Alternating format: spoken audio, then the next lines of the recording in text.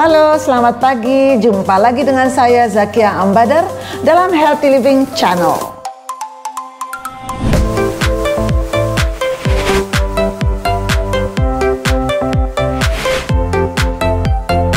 Hari ini saya khusus ingin menjawab banyak sekali pertanyaan-pertanyaan yang sering ditanyakan baik di YouTube juga di sosial media lain, di Instagram saya, di Facebook. Banyak sekali pertanyaan-pertanyaan seputar microgreen. Sayur apa sih Bu yang banyak atau yang bisa dibuat microgreen? Peas atau kacang polong? Cantik ya. Biasanya kita makan buahnya kan yang hijau-hijau kecil itu. Kacang-kacangan, kacang tanah, kacang hijau, kacang hitam, sayur misalnya sayur yang keluarga kol ya, pok choy, kale, sawi hijau, sawi putih, semua bisa. Termasuk juga bayam. Bayam microgreen, cantik ya. Ini udah mulai besar, jadi semua jenis sayuran bisa dibuat microgreen. Termasuk di dalamnya yang selama ini kita kenal, misalnya wortel, timun, cabai. Nah, daun cabai itu banyak sekali khasiatnya. Rumput gandum sebetulnya biasanya kita konsumsi kan gandumnya ya. Kita bikin roti, kita bikin ada tepung gandum ya. Jadi sekarang kita makan atau kita konsumsi adalah sayuran kecilnya. Kalau khusus gandum, ini rumput gandum harus kita jus, jadi yang kita minum jusnya. Tapi ada satu yang suka ditanyakan juga yang tidak bisa dibuat microgreen karena daunnya nggak enak ya. Misalnya tomat, termasuk yang mungkin ada beberapa tapi tidak banyak yang tidak bisa dimakan. Jadi hampir semua sayur bisa kita buat microgreen. Jenis sayur apa, jenis microgreen apa yang sering dan paling banyak ditanam? Yang paling banyak ditanam yaitu yang saya sering tanam di sini, antara lain peas ya, karena bentuknya cantik dan khasiatnya juga banyak. Wheatgrass juga sering ditanam ya. Kemudian sunflower microgreen itu termasuk yang banyak disukai dan nilai komersilnya juga tinggi. Banyak ditanam karena nilai gizi atau nutrisinya juga banyak sekali. Brokoli banyak yang suka ya, banyak yang suka tanam. Saya rasa sih tergantung selera ya. Itu yang penting adalah yang kita suka, karena percuma kan kalau kita tanam kita nggak suka. Nah, ini penting sekali. Salah satu kesalahan atau kegagalan dalam menanam microgreen adalah memilih benih yang salah ya. Saya tidak mau menyebutkan mereknya sebetulnya, tetapi yang paling membuat saya senang antara lain dari BC International.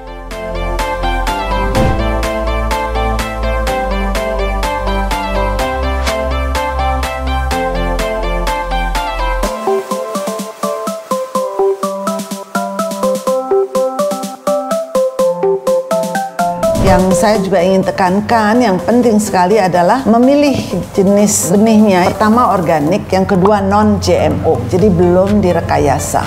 Karena kalau sudah direkayasa biasanya sudah ada unsur kimia, ya, jadi itu tidak sehat buat kita. Media yang banyak digunakan di dalam microgreen, yang saya paling suka adalah rock wool. Saya paling suka karena bersih. Tetapi juga banyak ya, antara lain sure to grow. Udah pasti tumbuh deh, tapi ini belum ada di sini. Ini dikirim oleh adik saya. Ada lagi beberapa jenis media yang juga sangat populer di sini adalah kokopit. Kokopit itu adalah sabuk kelapa yang dihancurkan. Ada juga yang menanam microgreen dengan media mix, yaitu campuran antara kompos dan kokopit atau sekam yang sudah dihancurkan, itu juga baik. Tetapi saya sangat suka menggunakan rock wool karena rock wool bersih buat saya dan bisa didapat di sini. Rock wool itu karena saya gunakan juga untuk hidroponik, jadi sekalian ya. Tapi ada kabar gembira, ada satu tray yang sekarang untuk benih tertentu tidak perlu menggunakan media. Ini saya tidak menggunakan media sama sekali. Ini langsung hanya air. Bisa dilihat ya, tuh langsung akarnya. Jadi tidak ada alasan ya untuk nggak nanam microgreen karena nggak dapat medianya, karena sekarang ada tray yang tanpa perlu media. Kalau harga media ya, kokopit itu sekarung isinya kira-kira 5 kilo itu harganya 20-25 ribu. Ya kan, dan itu bisa dipakai untuk beberapa kali tanam ya. Kalau rock wool itu kira-kira 15.000, itu bisa dipakai untuk 20 kali. jadi murah ya relatif murah. Tetapi tray yang ini tanpa media, ini kebetulan oleh seorang teman saya dari Dairy Farm. Dairy Farm ini yang juga mengimport beberapa benih yang dari luar negeri, antara lain dari Amerika, dari Taiwan, dari beberapa negara, dari Australia juga. Sekarang saya tidak ada alasan untuk tidak menanam microgreen jenis-jenis lain karena Dairy Farm ini sudah bisa menyediakan benih-benih seperti wheatgrass, pea, sunflower, dan lain-lain. Dalam microgreen itu kita sama sekali tidak memerlukan nutrisi karena microgreen sebetulnya sudah ada nutrisi yang tersedia di dalam tiap benih untuk tumbuh sampai usia balita ya. Jadi kalau kita bayangkan dengan manusia misalnya, microgreen itu seperti anak balita masih kecil ya kan. Nah biasanya setiap benih itu sudah mengandung nutrisi untuk tumbuh sampai dengan tumbuh daun sejati. Jadi tidak perlu sama sekali menggunakan nutrisi. Tetapi juga ada yang suka menggunakan nutrisi supaya membuat tanaman microgreennya bertambah subur. Misalnya dengan sistem ini, sistem otomatis ya. Itu pengairan airnya biasanya kita tambahkan sedikit nutrisi. Kalau bisa gunakan nutrisi yang organik ya supaya aman buat kita. Jadi berapa lama sih ditutupnya baru kita bisa buka gitu ya? Pertanyaannya bagus. Biasanya ini tergantung dari jenis tanaman ya. Rata-rata antara 3 sampai 4 hari itu ditutup dulu. Jangan tutup buka hanya untuk disemprotkan air lalu ditutup kembali. Biasanya rata-rata 3 sampai 4 hari. Tetapi tergantung kita, mau dia tumbuhnya lebih tinggi atau cukup segini misalnya. Kalau sudah cukup tingginya menurut kita, itu bisa kita keluarkan, langsung kita bisa kenalkan dengan sinar matahari. Tapi tidak perlu sinar matahari langsung ya, karena nanti cepat kering juga airnya. Dan microgreen tidak memerlukan sinar matahari langsung. Jadi itulah keunggulan mengapa kita mudah sekali menanam microgreen karena bisa dalam ruangan, ini dalam ruangan, kemudian juga bisa di teras rumah, di ruang makan, di mana aja. Jadi yang penting ada sinar matahari masuk, juga ada sirkulasi udara yang baik. Banyak sekali yang mengalami menanam microgreen kemudian tumbuh jamur. Di dalam microgreen memang ada agak sensitif ya. Kalau terlalu banyak air di tempat yang terlalu lembab, kurang ventilasi udara, biasanya tumbuh jamur. Jamur itu tumbuh makin lama makin tinggi. Kadang kita suka terkecoh. Itu bukan jamur, bisa jadi itu adalah rambut akar. Ada beberapa tanaman yang rambut akarnya tumbuh, jadi ikut kelihatan di luar. Orang berpikir, aduh jamur, itu belum tentu jamur. Kita lihat dulu, kalau itu jamur, biasanya dia ikut tinggi dengan pertumbuhan tanaman. Tapi kalau rambut akar, biasanya tidak tumbuh, langsung aja ke bawah malahan. Kalau berjamur, itu menandakan air terlalu banyak atau terlalu basah medianya, atau sirkulasi udara kurang baik.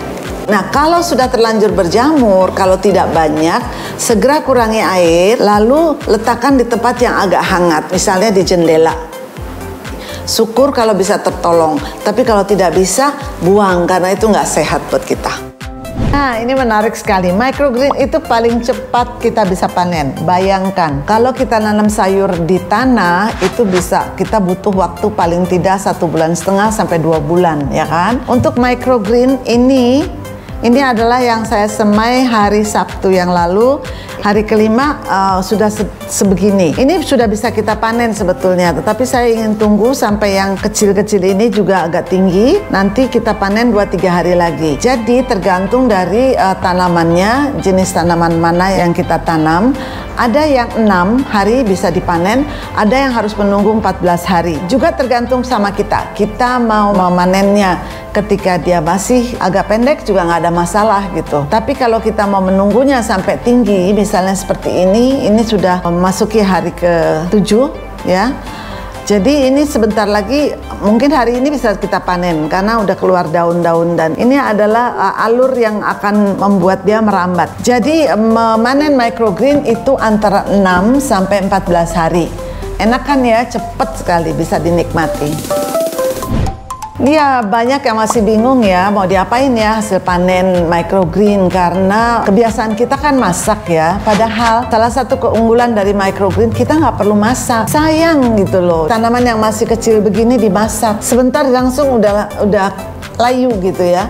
Dan bagusnya dia, nutrisinya akan maksimal kalau kita makan mentah. Misalnya kalau saya sarapan pagi nasi goreng, ya saya ambil sejumput microgreen sebagai lalap sekaligus sebagai dressing ya. Misalnya saya bikin omelet, saya tambahkan microgreen. Apapun yang saya mau bikin makanan termasuk sup, di dalamnya saya sebarkan microgreen yang segar. Tetapi tidak ada salahnya kalau kamu mau bikin itu sebagai jus, baik-baik aja gitu. Tapi saya anjurkan untuk tidak dimasak, kecuali microgreen kangkung, karena kangkung mentah nggak enak rasanya. Jadi kalau kangkung biasanya saya rebus aja sama air panas, lalu itu kita makan pakai sambal atau pakai apa gitu, itu lebih enak rasanya. Satu-satunya yang bisa kita jus yang memang harus dijus adalah wheatgrass ya, rumput gandum. Ibu saya suka bilang saya dikasih makan rumput.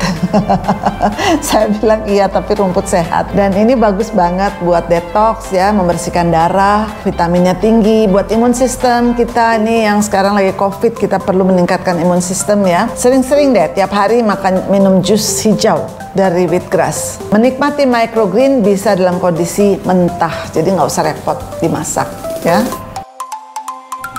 Iya, memang banyak sekali yang menanyakan di mana sih bisa dapat benih dan tray untuk microgreen ya. Nah, oleh karena itu kami dari tim Healthy Living juga menyediakan toko online shop yang bisa diklik linknya di bawah ini ya. Itu menyediakan banyak, antara lain microgreen growing kit. Di sini udah ada kantong semai ya. Kemudian juga ada berbagai benih dari BC. Juga ada benih dari Dairy Farm yang memang sudah terbukti semuanya baik. Juga ada tray-tray yang bisa perlu pakai media seperti ini. Ada tray yang tidak perlu pakai media ya, yang seperti ini. Ini semuanya ada di situ. Jadi semua sekarang udah mudah sekali. Kamu bisa pesan online, cuma hanya hati-hati. Banyak juga saya dulu kecewa untuk memesan benih yang lewat online karena seringkali kualitasnya tidak sesuai seperti yang kita harapkan. Itulah sebabnya kami dari Healthy Living menyediakan toko online, karena kami sudah menyaring benih atau alat-alat yang baik yang bisa digunakan untuk microgreen.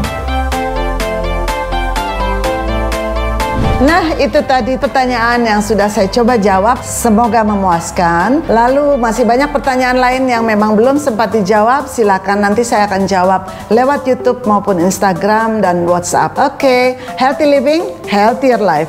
Healthy Living, Healthier Life. Be healthy, be happy. Be healthy, be happy.